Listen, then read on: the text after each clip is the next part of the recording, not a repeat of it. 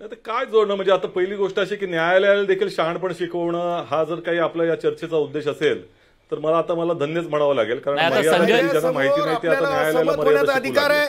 असेंब्लीने ज्या प्रकारे सांगितलं की न्यायालयाच्या दृष्टीनं स्टॅट्युटरी लॉ फॉलो करावा लागतो आणि उद्याच्या शेवट सुद्धा त्याच अर्थाने आपण त्याचं म्हणणं घेऊया. न्यायालयाला सांगा ना तुम्ही जाऊन तिकडे की न्यायालय तुम्ही मर्यादेत राहा म्हणून तुम्ही मर्यादा सोडताय. न्यायालयाला सांगा तिथे येऊन जर ते न्यायालयाची बेइज्जती करणार असाल तर यापेक्षा दुर्दैवाची गोष्ट काय असेल. न्यायालयाच्या समोर जाऊन सांगा. प्रश्न असा आहे मर्यादा कशा मर्यादेमध्ये कशा पद्धतीनं चर्चा करावी ही तरी जाणीव ठेवली पाहिजे. ऐकून घ्या. ऐका प्रश्न असा ऐका न्यायालयाने आज ज्या पद्धतीचे प्रश्न विचारले ते मूलभूत प्रश्न आहेत आणि त्याच्यामधले प्रश्नांची सरबत्ती ही सरकारवरती आणि पोलिसांवरती केली जाणार आहे. जर अयोग्य असेल तर त्याची चौकशी करण्याची जी काही त्यांची भूमिका